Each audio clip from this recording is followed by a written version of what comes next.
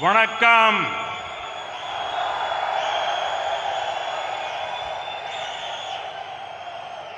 तमिलनाडु के governor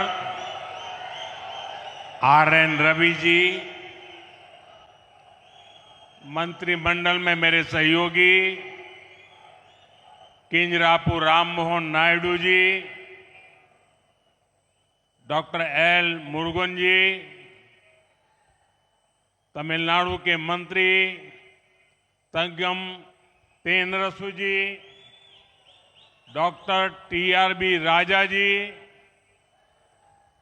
P. Gita जीवन जी, Anita are. Radhakrishnan जी, सांसद कनिमोळी जी, तमिलनाडु भारतीय जनता पार्टी के अध्यक्ष और हमारे एमएलए नयनार नागेंद्रन जी और तमिलनाडु के मेरे भाई और बहनों, वणक्कम। आज करगिल विजय दिवस है। मैं सर्वप्रथम कारगिल के वीरों को नमन करता हूं, शहीदों को श्रद्धांजलि देता हूं। வணக்கம். தமிழ்நாட்டின் மாண்புமிகு ஆளுநர் ஆர்.என். ரவி அவர்களே, அமைச்சரவையில் என் சகாவான கிஞ்சரப்பு ராமமோகன் நாயுடு அவர்களே, டாக்டர் எல். முருகன் அவர்களே, தமிழ்நாட்டின் அமைச்சர் தங்கம் தென்னரசு அவர்களே, பி. கீதா ஜீவன் அவர்களே, அனிதா ராதாகிருஷ்ணன் அவர்களே, மக்களவை உறுப்பினர் கனிமொழி அவர்களே, சட்டப்பேரவை உறுப்பினர் மற்றும் பாரதிய ஜனதா கட்சியின் தலைவர் மாநில தலைவர் நயினார் நாகேந்திரன் அவர்களே, தமிழ்நாட்டின் என் சகோதர சகோதரிகளே, இன்று கார்கில் வெற்றி திருநாள். நான் முதன்மையாக கார்கில் வீரர்களுக்கு தலை வணங்குகிறேன். உயிர் தியாகிகளுக்கு என் श्रद्धांजलिகளை अर्पणम செய்கிறேன். फ्रेंड्स, मेरा सौभाग्य है कि 4 दिन के विदेश प्रवास के बाद मुझे सीधे भगवान रामेश्वर की इस पावन भूमि पर आने का अवसर मिला। विदेश प्रवास के दौरान भारत और इंग्लैंड के बीच ऐतिहासिक फ्री ट्रेड एग्रीमेंट हुआ है। நண்பர்களே, 4 நாட்கள் அயல் நாடுகள் சுற்றுப்பயணத்திற்கு பிறகு பகவான் ராமேஸ்வரனுடைய புனிதமான மண்ணில் நேரடியாக கால் பதிக்கும் சந்தர்ப்பம் எனக்கு வாய்த்திருக்கிறது.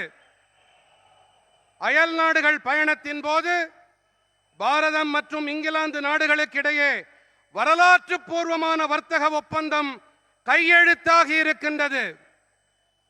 ये भारत पर दुनिया के बढ़ते भरोसे और भारत के नए आत्मविश्वास का प्रतीक है। इसी आत्मविश्वास से हम विकसित भारत बनाएंगे, विकसित तमिलनाडु बनाएंगे। பாரதம் மீது உலகம் அதிகரித்து வரும் நம்பிக்கை, பாரதத்தின் புதிய தன்னம்பிக்கை ஆகியவற்றின் அடையாளம் இது. இந்த தன்னம்பிக்கையோடு நாம் வளர்ச்சியடைந்த பாரதத்தை படைப்போம், வளர்ச்சியடைந்த தமிழ்நாட்டை உருவாக்குவோம்.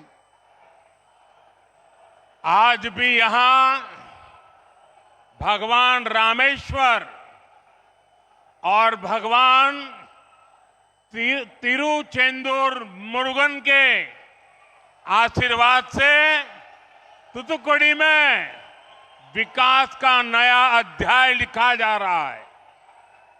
2014 में तमिलनाडु को डेवलपमेंट के शिखर पर ले जाने का जो मिशन शुरू हुआ था, तूतुकुड़ी लगातार उसका साक्षी बन रहा है।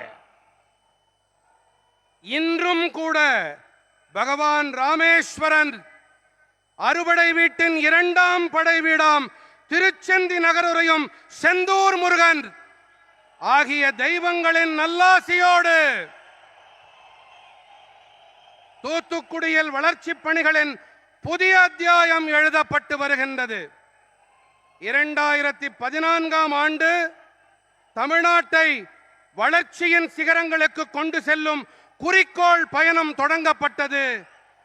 தொடர்ந்து அதன் சாட்சியாக தூத்துக்குடி ஆகிக் கொண்டிருக்கின்றது. फ्रेंड्स, पिछले साल फरवरी में मैंने यहां वीओ चिदंबरनार पोर्ट के लिए आउटर हार्बर कंटेनर टर्मिनल का शिलान्यास किया था। उस समय सैकड़ों करोड़ रुपए के प्रोजेक्ट का इनॉग्रेशन भी हुआ था। सितंबर में मैंने नए तूतुकुड़ी इंटरनेशनल कंटेनर टर्मिनल का लोकार्पण किया था।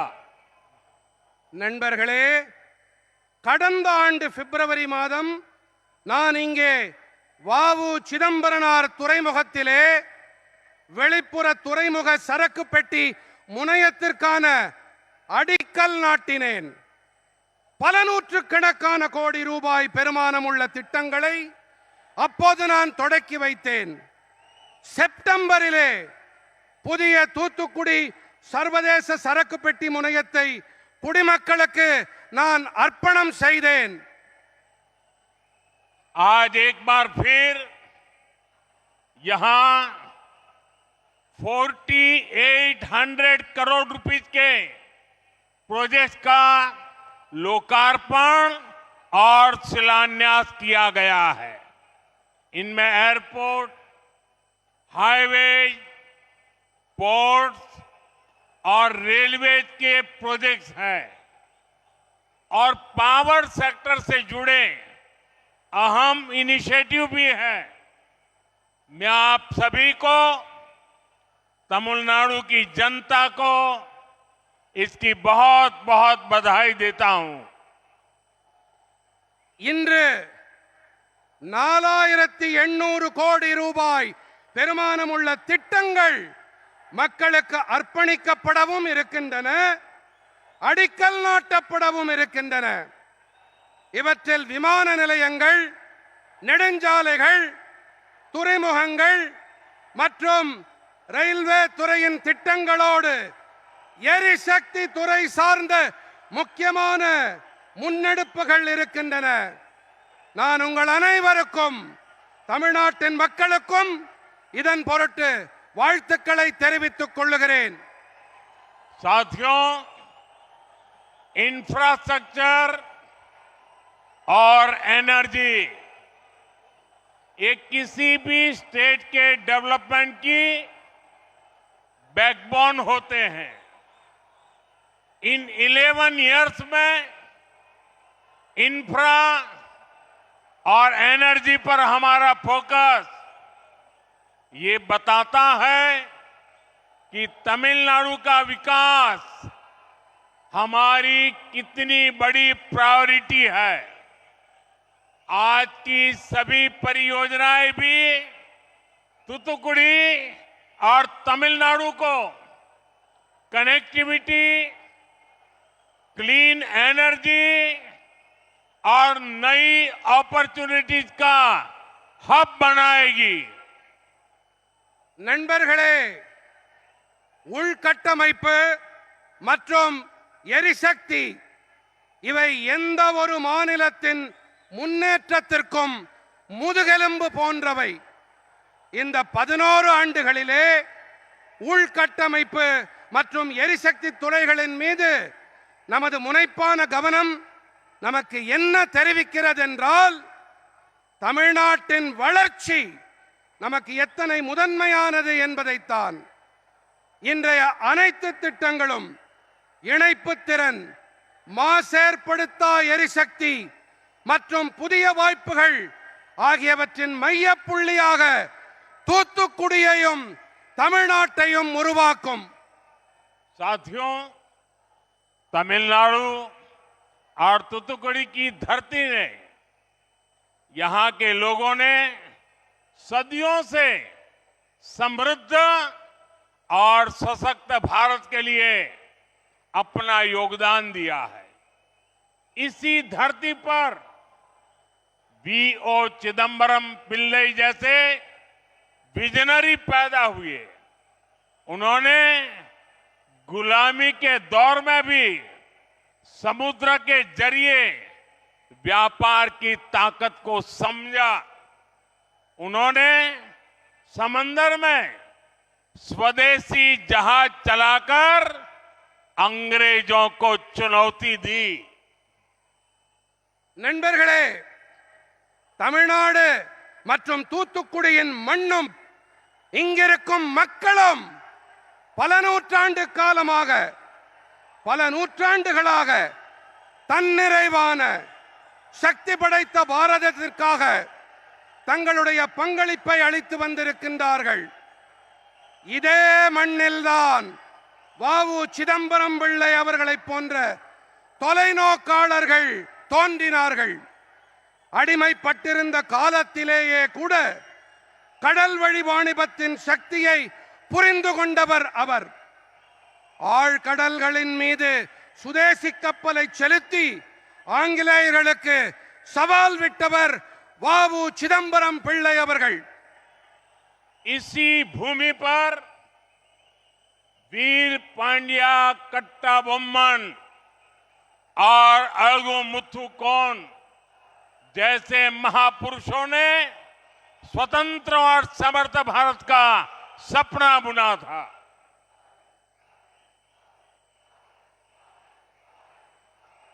இந்த மண்ணில்தான் வீரபாண்டிய கட்டபொம்மன், அழகுமுத்துக்கோன் போன்ற மாமனிதர்கள் சுதந்திரமான வல்லமை மிகு பாரதம் படைக்கும் கனவை காணச் செய்தார்கள்.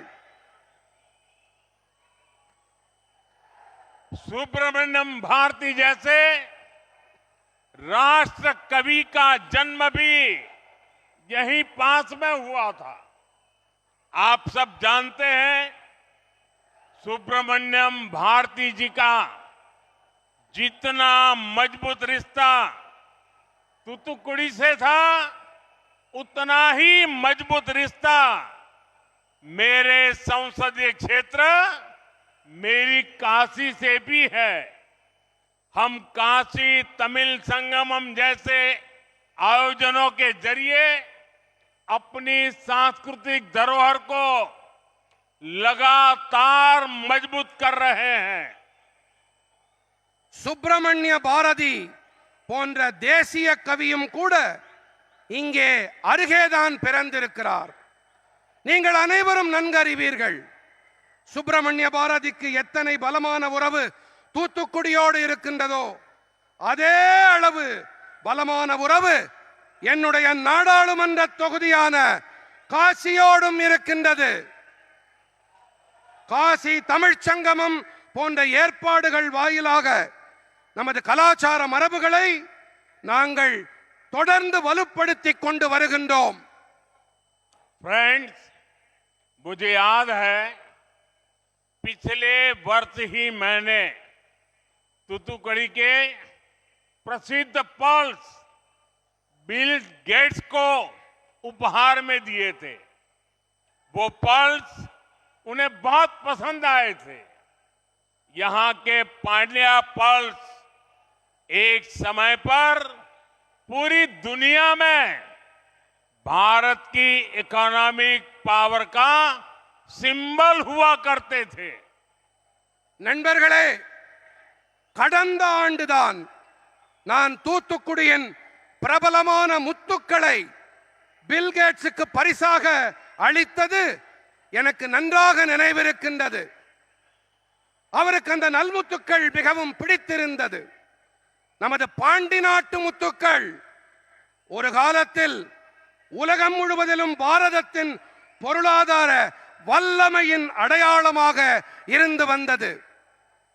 साथियों, आज हम यहां अपने प्रयासों से विकसित तमिलनाडु और विकसित भारत के विजन को आगे बढ़ा रहे हैं। ब्रिटेन और भारत के बीच फ्री ट्रेड एग्रीमेंट हुआ है। एफटीए भी इसी विजन को गति देता है। நண்பர்களே, இன்று நாம் இங்கே நமது முயற்சிகளின் காரணமாக வளர்ச்சியடைந்த தமிழ்நாடு மற்றும் வளர்ச்சியடைந்த பாரதம் என்ற தொலைநோக்கினை முன்னெடுத்து முன்னேறி கொண்டிருக்கின்றோம். பிரிட்டன் மற்றும் பாரதத்திற்கு இடையே நடந்த எஃப்டிஏ தடையில்லா வர்த்தக ஒப்பந்தமும் கூட இந்த தொலைநோக்கிற்கு வேகம் அளிக்கின்றது. आज भारत की ग्रोथ में दुनिया अपनी ग्रोथ देख रही है। ये एग्रीमेंट भी भारत की अर्थव्यवस्था को नई मजबूती देगा। इससे दुनिया की तीसरी बड़ी इकोनॉमी बनने की हमारी रफ्तार और तेज होगी। இன்று பாரதத்தின் வளர்ச்சியிலே உலகம் தனது வளர்ச்சியை காண்கிறது. இந்த ஒப்பந்தமும் கூட பாரதத்தின் பொருளாதாரத்திற்கு புதிய பலத்தை அளிக்கும். இதனால் உலகத்தின் மூன்றாவது பெரிய பொருளாதாரமாக ஆகும். நமது வேகம் இன்னும் விரைவாகும். साथियों, इस एफटीए एग्रीमेंट के बाद ब्रिटेन में बिकने वाले 99% भारतीय प्रोडक्ट्स पर कोई टैक्स नहीं लगेगा। ब्रिटेन में भारतीय चीजें सस्ती होंगी तो वहां डिमांड बढ़ेगी और यहां भारत में उन चीजों के निर्माण के लिए ज्यादा मौके बनेंगे। நண்பர்களே, இந்த ஒப்பந்தத்திற்கு பிறகு பிரிட்டனில் விற்பனையாகும் 99% பாரத நாட்டு பொருட்களின் மீது எந்த ஒரு வரியும் விதிக்கப்படாது. பிரிட்டனில் பாரத நாட்டு பொருட்கள் விலை மலிவானவையாக இருக்கும். அங்கே அவற்றுக்கான தேவை அதிகரிக்கும். அதே வேளையில் இங்கே பாரதத்திலே அந்த பொருட்களை உருவாக்க அதிக வாய்ப்புகள் உருவாகும். साथियों, भारत ब्रिटेन एफटीए से तमिलनाडु के युवाओं को, हमारे छोटे उद्योगों, एमएसएमई को, स्टार्टअप्स को सबसे अधिक लाभ होगा। इससे इंडस्ट्री हो, हमारे मछुआरे भाई बहन हो या फिर रिसर्च और इनोवेशन, सबके लिए फायदा ही फायदा है। நண்பர்களே, பாரதம் பிரிட்டன் நாடுகளின் தடையில்லா வணிக ஒப்பந்தம் எஃப்டிஏ நம் நாட்டு இளைஞர்களுக்கு, நமது சிறு குறு நடுத்தர தொழில்துறைக்கு, நம்முடைய ஸ்டார்ட் அப்புகளுக்கு மிகுந்த ஆதாயத்தை ஏற்படுத்தி கொடுக்கும். இதனால் தொழில்துறையாகட்டும், நமது மீனவர்களாகட்டும், அல்லது ஆய்வுகள் மற்றும் புதுமைகள் படைத்தலாகட்டும், அனைவருக்கும் ஆதாயங்கள் கிடைக்கும். साथियों, आज भारत सरकार का मेक इन इंडिया और मिशन मैन्युफैक्चरिंग पर बहुत जोर है। आप सभी ने अभी ऑपरेशन सिंदूर के दौरान मेक इन इंडिया की ताकत देखी है। आतंक के ठिकानों को मिट्टी में मिलाने में मेड इन इंडिया हथियारों की बड़ी भूमिका रही है। भारत में बने हथियार आज भी आतंक के आकाओं की नींद उड़ाए हुए हैं। நண்பர்களே, இன்று மேக் இன் இந்தியா, இந்தியாவில் தயாரிப்போம் மற்றும் மிஷன் மேனுஃபேக்சரிங், இந்தியாவில் தயாரிக்கும் திட்டத்துக்கும் பாரத அரசு அதிக வலு சேர்க்கிறது. ஆபரேஷன் சிந்தூரின் போது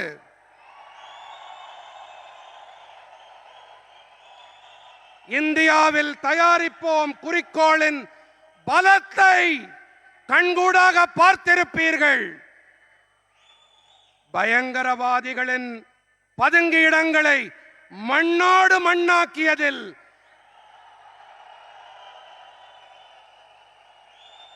இந்தியாவில் தயாரிக்கப்பட்ட ஆயுதங்களின் பெரும் பங்களிப்பு இருந்தது.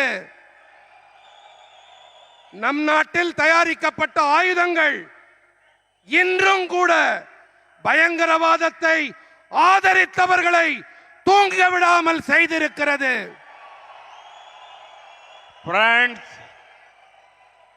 तमिलनाडु के पोटेंशियल का पूरा इस्तेमाल करने के लिए भारत सरकार तमिलनाडु के इंफ्रास्ट्रक्चर को आधुनिक बनाने का प्रयास कर रही है। तमिलनाडु में हम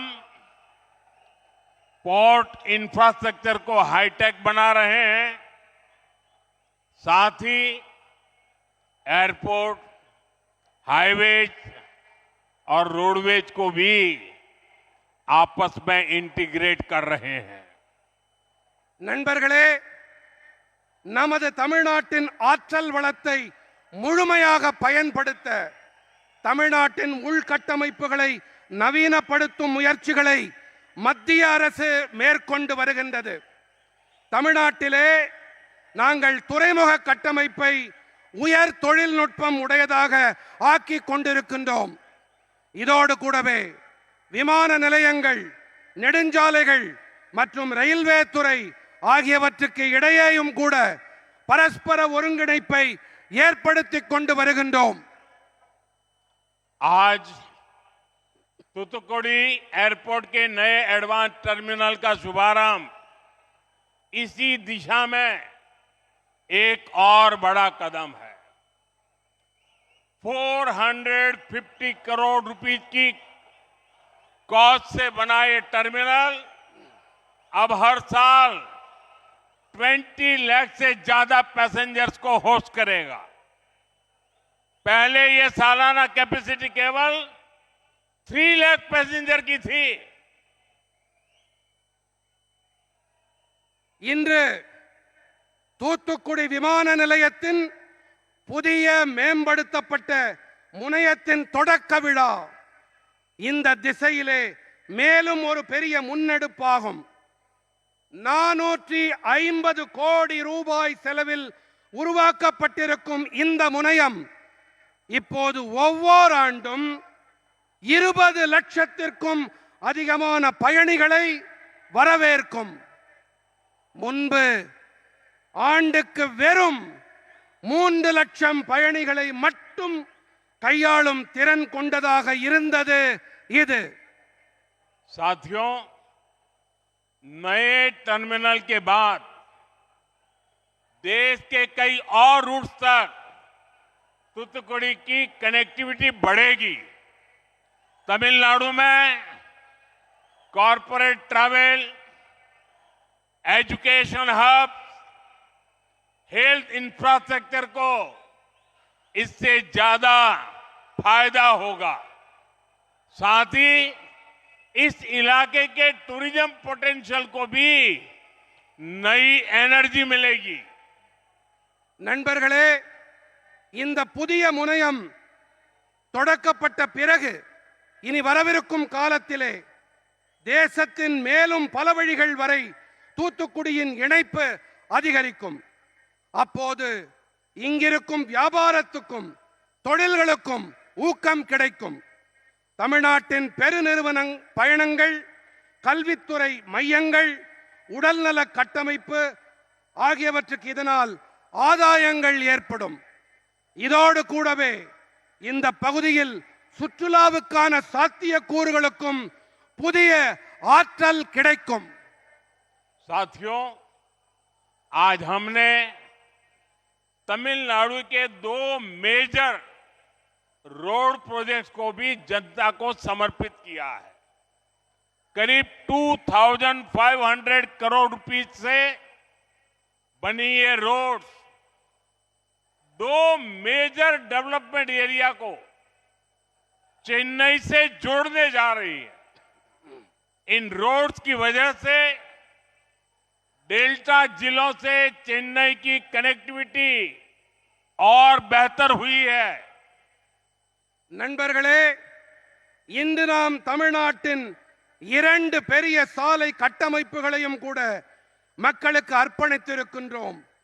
கிட்டத்தட்ட 2500 கோடி ரூபாய் செலவில் உருவாக்கப்பட்ட இந்த சாலைகள் 2 பெரிய வளர்ச்சி பகுதிகளை சென்னையோடு இணைக்க இருக்கின்றன. இந்த சாலைகள் டெல்டா மாவட்டங்களை சென்னையோடு சிறப்பாக இணைக்கும் பணியை ஆற்றும். साथियों, इन प्रोजेक्ट्स की मदद से तूतुकुड़ी पोर्ट की कनेक्टिविटी भी बहुत बेहतर हुई है. ये रोड्स इस पूरे इलाके के लिए ईज ऑफ लिविंग को भी बढ़ाएगी, साथ ही ट्रेड और एम्प्लॉयमेंट के नए रास्ते भी खोलेगी. நண்பர்களே, இந்த திட்டங்களின் உதவியோடு தூத்துக்குடி துறைமுகத்தின் இணைப்பும் கூட இன்னும் சிறப்பாக ஆகியிருக்கிறது. இந்த சாலைகள் இந்த மொத்த பகுதியின் வாழ்க்கையை சுலபமாக வாழும் தன்மையை மேலும் சிறப்படைய செய்யும். இது கூடவே வர்த்தகம், வேலை வாய்ப்புக்குமான புதிய பாதைகளும் திறக்கும். साथियों, हमारी सरकार देश की रेलवे को इंडस्ट्रियल ग्रोथ और आत्मनिर्भर भारत की लाइफलाइन मानती है. इसलिए बीते 11 इयर्स में देश के रेलवे इंफ्रास्ट्रक्चर ने मॉडर्नाइजेशन का नया दौर देखा है. तमिलनाडु रेलवे इंफ्रास्ट्रक्चर के मॉडर्नाइजेशन कैंपेन का एक प्रमुख सेंटर है. நண்பர்களே, நமது அரசாங்கம் தேசத்தின் ரயில்வே துறையை தொழில்துறை வளர்ச்சி மற்றும் தற்சார்பு பாரதத்தின் உயிர்நாடியாக கருதுகிறது. ஆகையால் தான் கடந்த 11 ஆண்டுகளிலே தேசத்தின் ரயில்வே துறை கட்டமைப்பு நவீனமயமாக்கம் என்ற புதிய போக்கை கடந்து வந்திருக்கின்றது. தமிழ்நாட்டின் ரயில்வே துறை கட்டமைப்பு நவீனமயமாக்கல் இயக்கத்தின் ஒரு முக்கியமான மையமாகும். हमारी सरकार अमृत भारत स्टेशन स्कीम के तहत तमिलनाडु के 77 स्टेशंस का रीडेवलपमेंट कर रही है. आधुनिक वंदे भारत ट्रेनों के जरिए तमिलनाडु के लोगों को नया एक्सपीरियंस मिल रहा है. देश का पहला और अनूठा vertical lift rail bridge Pamban bridge भी तमिलनाडु में बना है. पंबन ब्रिज से ईज ऑफ डूइंग बिजनेस और ईज ऑफ ट्रैवल दोनों बढ़ा है. நமது அரசாங்கம் அமுத பாரத நிலையங்கள் திட்டத்தின்படி தமிழ்நாட்டின் 77 நிலையங்களின் மறுமேம்பாட்டை மேற்கொண்டு வருகின்றது. நவீன வந்தே பாரத் ரயில்கள் வரிசையில் தமிழ்நாட்டின் மக்களுக்கு ஒரு புதிய அனுபவம் கிடைத்து வருகின்றது. தேசத்தின் முதல் மற்றும் தனித்தன்மை வாய்ந்த செங்குத்து தூக்கு ரயில் பாலமான பாம்பன் பாலமும் கூட தமிழ்நாட்டில்தான் உருவாக்கப்பட்டிருக்கின்றது. பாம்பன் பாலத்தால் வியாபாரம் செய்வதில் சுலபத்தன்மை மற்றும் பயணிப்பதில் சுலபத்தன்மை இரண்டுமே அதிகரித்திருக்கின்றது. साथियों, आज देश में मेगा और मॉडर्न इंफ्रास्ट्रक्चर डेवलप करने का महाअभियान चल रहा है. कुछ दिन पहले शुरू हुआ जम्मू कश्मीर का चिनाब ब्रिज इंजीनियरिंग मार्वल है. इस ब्रिज ने पहली बार रेलवे के जरिए जम्मू को श्रीनगर से जोड़ दिया है. நண்பர்களே, இன்று தேசத்திலே மிகப்பெரிய மற்றும் நவீன கட்டமைப்புகளை மேம்படுத்தும் மாபெரும் வேள்வி நடைபெற்று வருகின்றது. சில நாட்கள் முன்பாக தொடங்கப்பட்ட ஜம்மு காஷ்மீரத்தின் சினாப் பாலம் பொறியியல் அற்புதமாக கருதப்படுகின்றது. இந்த பாலம் காரணமாக முதன்முறையாக ரயில் பாதை வாயிலாக ஜம்மு பகுதி ஸ்ரீநகரோடு இணைக்கப்பட்டது. इसके अलावा देश का सबसे लंबा सी ब्रिज अटल सेतु बना है. असम में बोगीबील ब्रिज बना है. 6 किलोमीटर से ज्यादा लंबी सोनमर्ग टनल बनी है. ऐसे कितने ही प्रोजेक्ट भारत सरकार ने, एनडीए सरकार ने पूरे किए हैं. इन सभी से हजारों की संख्या में एम्प्लॉयमेंट जनरेट हुआ है. இவை தவிர தேசத்தின் மிகவும் நீளமான கடல் பாலம் அடல் பாலம் உருவாக்கப்பட்டது. அசாமிலே போகிபீல் பாலம் கட்டப்பட்டது. 6 கிலோமீட்டருக்கும் அதிக நீளம் கொண்ட சோன்மார்க் சுரங்கப்பாதை உருவாக்கப்பட்டது. இப்படி எத்தனையோ திட்டங்களை பாரத அரசு, என்டிஏ அரசு நிறைவேற்றி இருக்கின்றது. இவை அனைத்தும் ஆயிரக்கணக்கானவர்களுக்கு வேலை வாய்ப்பை உருவாக்கி அளித்திருக்கின்றது. फ्रेंड्स, आज भी हमने तमिलनाडु में जिन रेलवे प्रोजेक्ट्स को डेडिकेट किया है, उनसे दक्षिण तमिलनाडु के लाखों लोगों को लाभ मिलेगा. मदुरई से बोडी नायकनूर इस लाइन का इलेक्ट्रिफिकेशन होने के बाद अब यहां वंदे भारत जैसी ट्रेनें चलाने का रास्ता खुल गया है. ये रेलवे प्रोजेक्ट्स तमिलनाडु की स्पीड को और इसके डेवलपमेंट स्केल दोनों को एक नई शक्ति देने जा रहे हैं. நண்பர்களே, இன்றும் கூட தமிழ்நாட்டிற்காக நாம் எந்த ரயில் துறை திட்டங்களை அர்ப்பணித்திருக்கின்றோமோ இவற்றால் தென் தமிழ்நாட்டின் லட்சக்கணக்கான மக்களுக்கு ஆதாயங்கள் ஏற்படும். மதுரை போடி நாயக்கனூர் வழிப்பாதை மின்மயமாக்கப்பட்ட பிறகு இப்போது இங்கே வந்தே பாரத் போன்ற ரயில்கள் பயணிக்கும் பாதை திறக்கப்பட்டு விட்டது. இந்த ரயில்வே திட்டங்கள் தமிழ்நாட்டின் வேகத்தை மற்றும் அதன் வளர்ச்சியின் வீச்சு இரண்டுக்குமே ஒரு புதிய சக்தியை அளிக்க இருக்கின்றது. साथियों, आज यहां 2000 मेगावाट के कुडानकोलम न्यूक्लियर पावर प्रोजेक्ट से जुड़े ट्रांसमिशन प्रोजेक्ट की नींव भी रखी गई है. करीब 550 करोड़ रुपए की लागत से बनने वाला ये सिस्टम आने वाले वर्षों में देश को क्लीन एनर्जी देने में बड़ी भूमिका निभाने वाला है. நண்பர்களே, இன்று இங்கே 2000 மெகாவாட் கூடங்குளம் அணுமின் சக்தி திட்டங்களிலிருந்து மின்சாரத்தை கொண்டு செல்லும் திட்டங்களுக்கான அடித்தளமும் நாட்டப்பட்டது.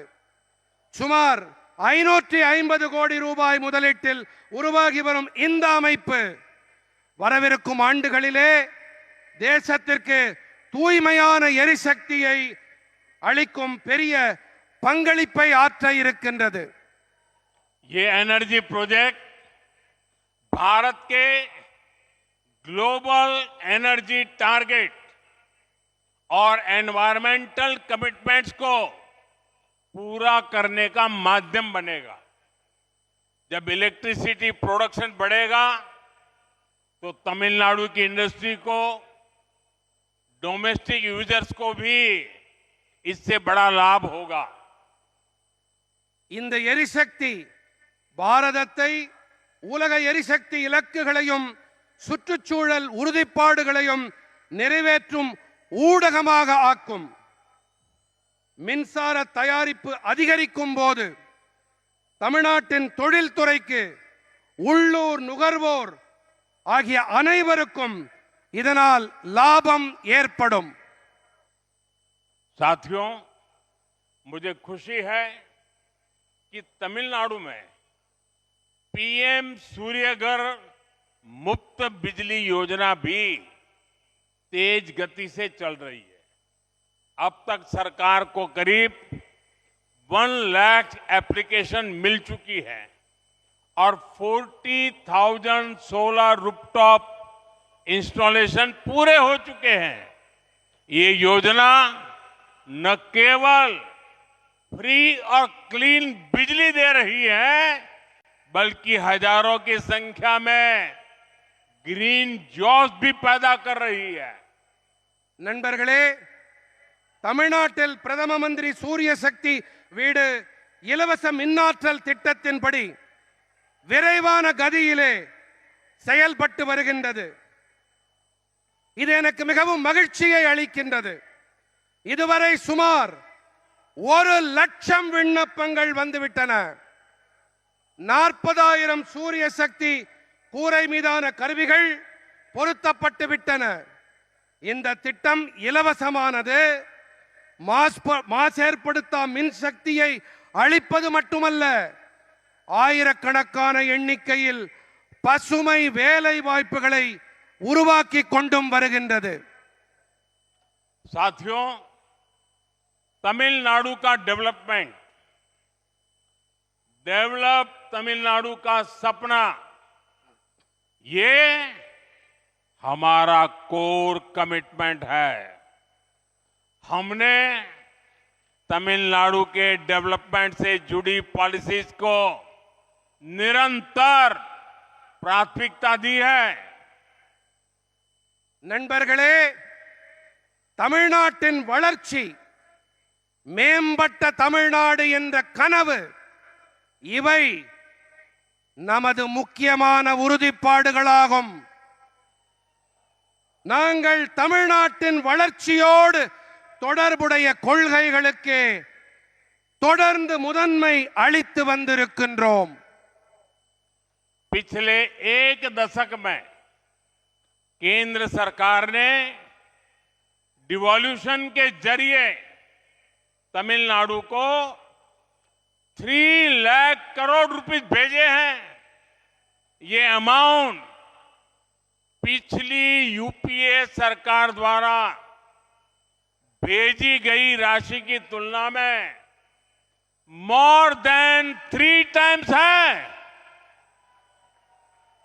கடந்த தசாப்தத்திலே மத்திய அரசு நிதி ஒதுக்கீடு என்ற வகையிலே தமிழ்நாட்டுக்கு 3 லட்சம் கோடி ரூபாயை அளித்திருக்கின்றது.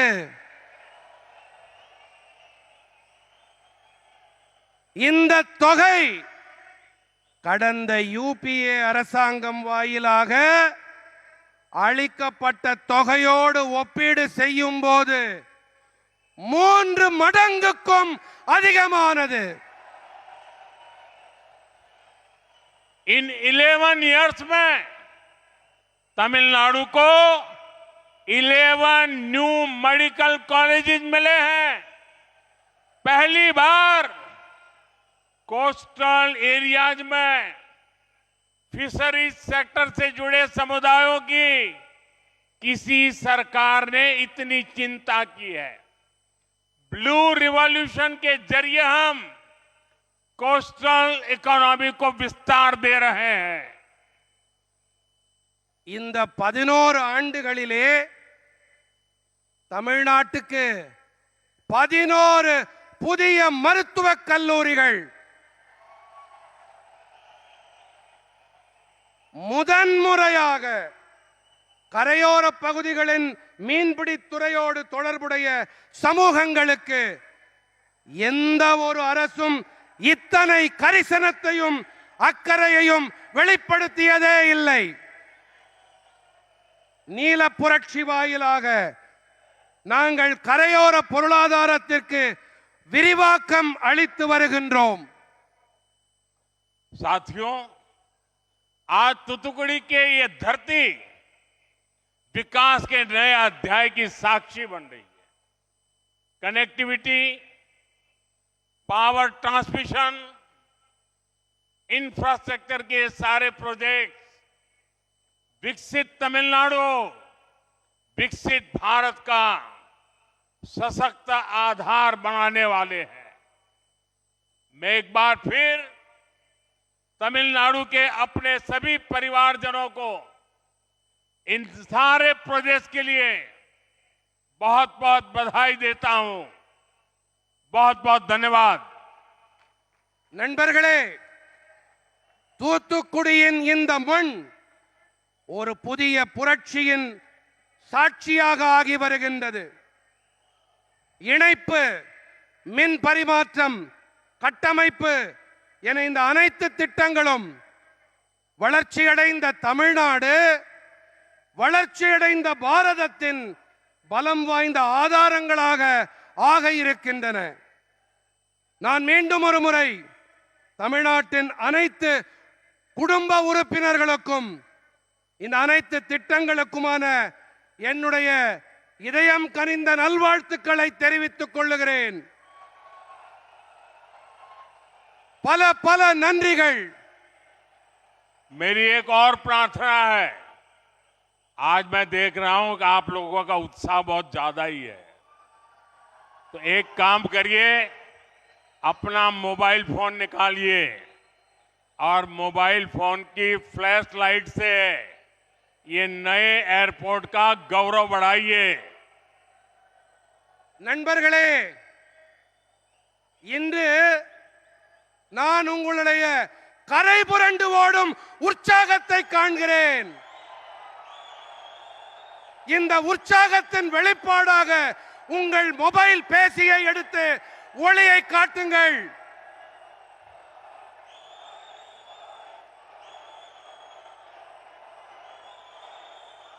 भारत माता की, भारत माता की, भारत माता की। बहुत बहुत धन्यवाद। वणक्कम।